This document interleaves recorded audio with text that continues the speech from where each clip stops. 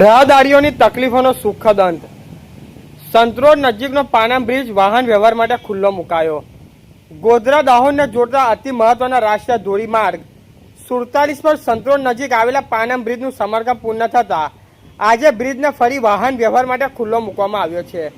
લાંબા સમયથી બ્રિજને એક બાજુ મેન્ટેનન્સ કામગીરીને કારણે બંધ હોવાથી મુસાફરો અને વાહન ચાલકોને ટ્રાફિકની સમસ્યાનો સામનો કરવો પડતો હતો, તેમજ અકસ્માતનું જોખમ પણ વધ્યું હતું.